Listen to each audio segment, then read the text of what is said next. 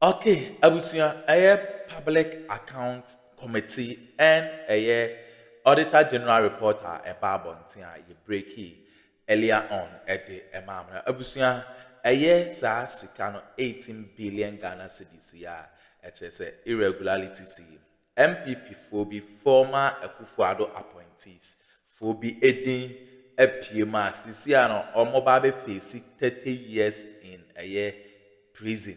Ewo Nsawam abusua enye asam ketwa kra mpanyfo atenase e de ho nsem bi ababeto dwa omo kyese sankofo no ya jele omo ntu Nsawam kyese omo years na ba from kra no 15 years bet eyese ye ma omo kokodem for 30 years cause omo abo oman ne kro no mom yenko na yenkonkotie ensema ekoso unsubscribe ya subscribe like na share ma afufronso and sa into me and kabi Ghana Politics Avenue. So and don't forget to click on the notification bell so that there any updates be able to drop piano. Once able to me akabi medawase.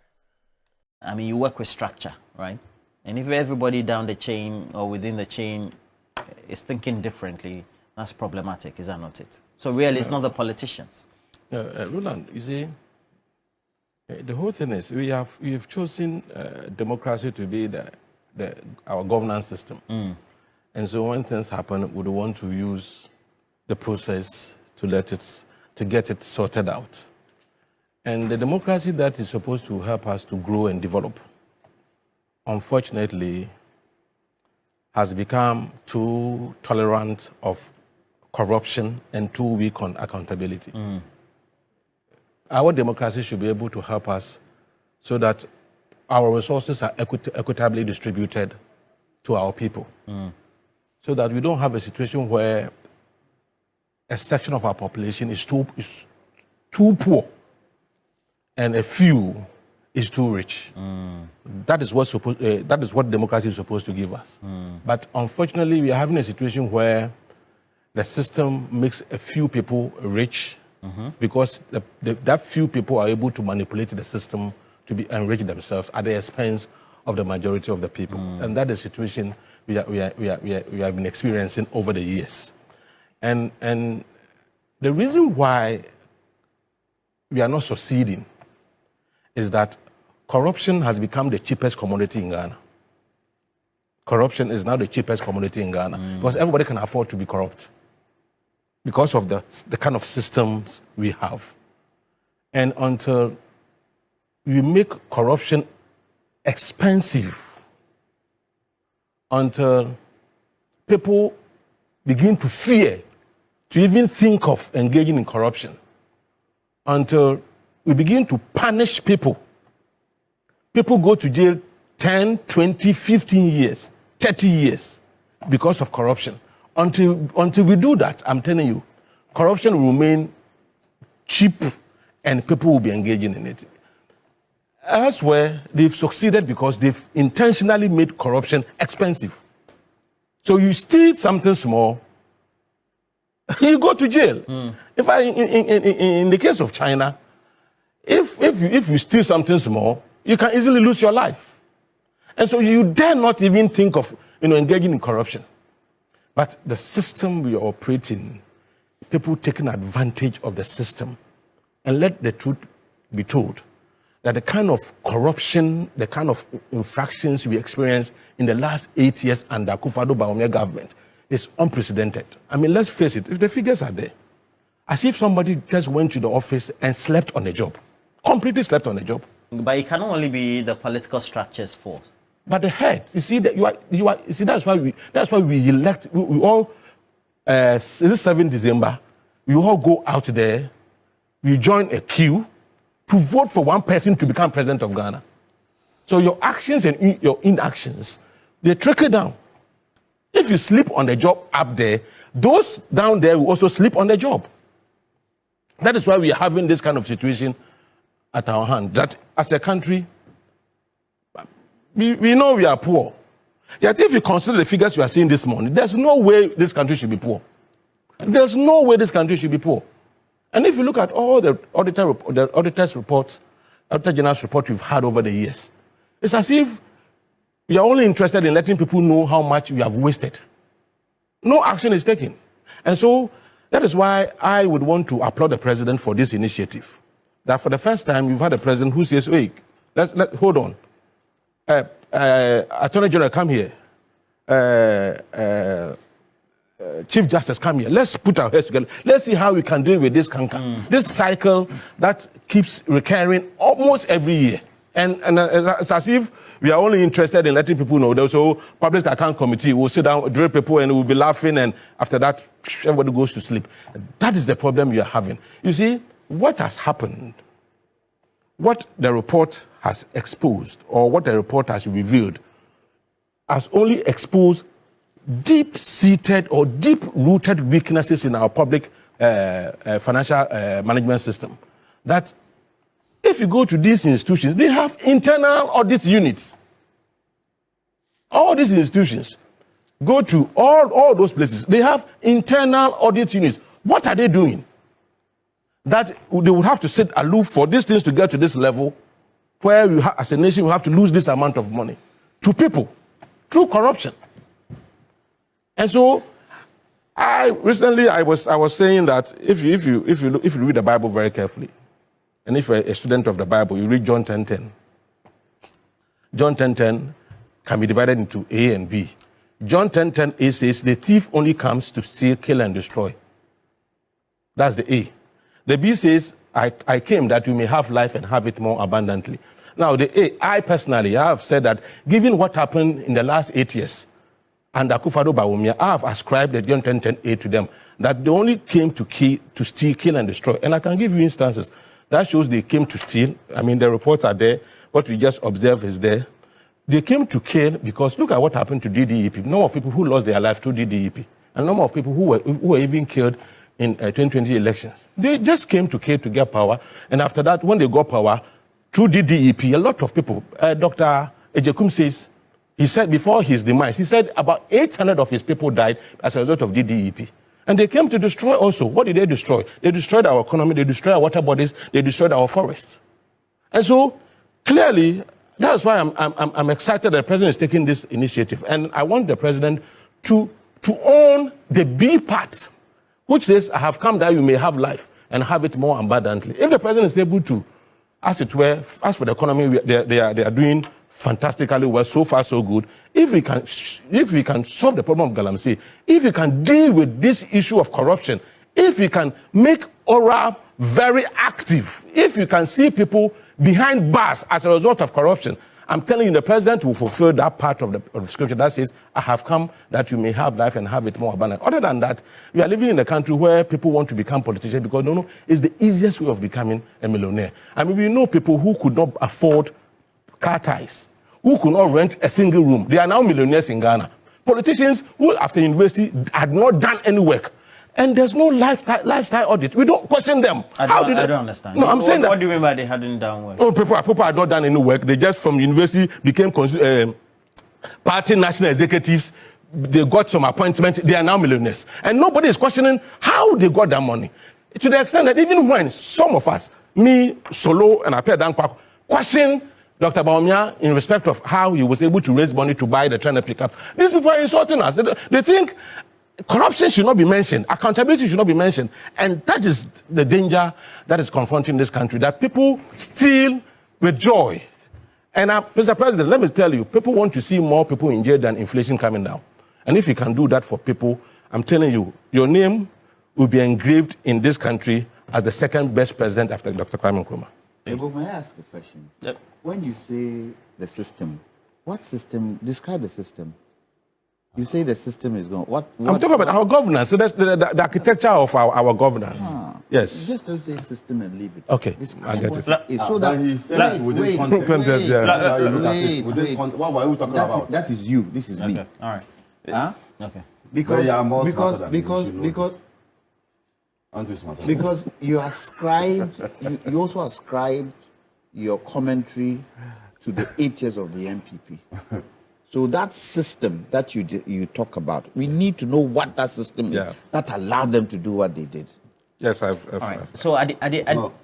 no. Yeah. Okay. So at the end of the day, you would find that when it comes to all the issues, it's also related to the structure of the civil service and then the structures that the political heads or appointees work with. Yes, lifestyle audits are needed. At the end of the day, there are systems that they tend to inherit. And we all know politicians as friends, we associate with them. They try their best and they can't just change the structure. How do we go about that? So there's corruption among political appointees, and there's corruption also among public servants. Most of the time, we concentrate so much on the political appointees and leave the public servants. So when you listen to the pack, you will notice that this is focusing on public servants who have misconducted themselves in that way. Fighting corruption among political appointees is good. Same way we should fight corruption among public servants. Yeah. Corruption among public servants is as debilitating as corruption among political appointees. It will interest you to know that ministers don't sign checks. And so if a minister wants to engage in acts of corruption, You need the help. it should be a 10% kickback of a project that he has agreed to undertake in his ministry. That's what happens, eh? I'm telling you. Now, for those who chop government money, those who actually use their hands to take government money are the the public servants. Because the chief director signs the check with the finance director. When you go to the district assembly, it is the coordinating director, the director of finance, the budget officer who sit down to do all the budget. If you come to the agencies, it is the chief executive, or if you want the director general, in my case, and the finance director. Now, what mostly you see, and these are the centers of corruption. What I've mentioned is called centers of corruption. The various cohorts. Centers of corruption in the various government agencies. Yeah. Now, you will notice that because focus is on the government, the minister and the political appointees, will lose sight of the fact that these persons too are corrupt. The minister is there to give policy direction and strategic leadership. That's what the minister is supposed to do. And so he oversees. It is true that the fish rots from the head.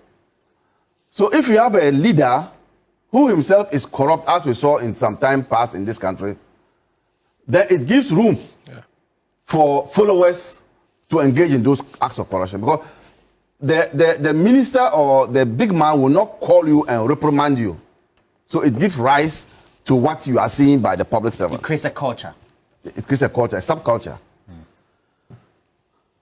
I am aware that in some instances, budgets are inflated so that the rest of it can come back to their pockets. So, for instance, there's a weeding contract, a weeding contract by the roadside. Yeah. By the federal department. Federal Roads Department. Then the contract sum is 10,000. They will add another 10,000, and that will be distributed among those who appended their signature for the withdrawal of the money, the check. You get my point? In Kenya, when there's a public accounts committee like this, there's a policeman at the back. In Kenya. Then you are taken into custody, and then they'll start your investigation and send you to court. In Ghana, and that's what the president said, once you appear before the public committee and you are grilled, you go back home and sleep. The Constitution, which is Article 184, 4. And the president paraphrased it. This is what it says. Parliament shall debate the report of the Auditor General and appoint, where necessary. They didn't say where necessary. Can you see the language? Where necessary. So whoever is going to look at this can say it's not necessary and will not implement it. In the public interest, a committee to deal with any matters arising from the report. So Parliament will send it to a committee, and that's what the president was talking about. I was in that meeting when the president met us, talking about whether he doesn't know where it's a Parliament's committee, because it's a committee, or it is a committee outside Parliament. So I'm sure this or a hybrid. Hybrid. Because he was trying to allude to... As a hybrid, yes, because it doesn't spell out. And that's why he said he was going to meet the Attorney General and Auditor General to thrash out this. But look at how the Constitution is dealing with a very serious matter. Why do you even send it to another committee? Why won't you refer the matter to security agents to deal and arrest those people and take them through the procedures in court? So, Parliament committee, Parliament itself is a committee because Parliament is a representative of all of us. Parliament is a committee of we. And then Parliament again will give it another committee. What kind of long procedures are these? Aren't you pampering the corrupt person? You are pampering him. Look, he's mentioning in China, in some countries, you are better off. You are better off. And I'm adding, you are better off committing suicide than being told that you are corrupt. Singapore and China. I think sometimes even Malaysia, Indonesia. You are better off hanging yourself. Some are actually jailed for life or killed. Oh yeah, so that is deterrent enough to scare you. But China Agric Minister has been sentenced to death by hanging. So you better kill yourself. That's what they be saying. Yes. So you're saying some of these people should be hung? Hey. You say I call you hey. I didn't say that. Okay. I'm telling you how in some countries they take financial malfeasance serious. You get my point? What is that I say that you have? I apologize, sir. So, but you see, our constitution itself, the groom law, the highest law of the land, seems to be even joking with the matter. You see, it's even joking with the matter. And I think that it's about time. And I agree with the president that, and when he was talking to the CEOs, I was there, I agree with the president that, look, we need to take this matter seriously. Because there's a correlation, and people don't know, between corruption and the fact that as a citizen, you are unable to meet your needs. People don't know that. When you get up and you cannot eat 3 square meals a day, it's because what you should have used to eat is in somebody's pocket. Yes. People don't understand that thing. People don't understand that thing. If you are rushed to a hospital, you are driving along a highway, and you get answer and they drive you to a hospital. The first person to attend you is a nurse.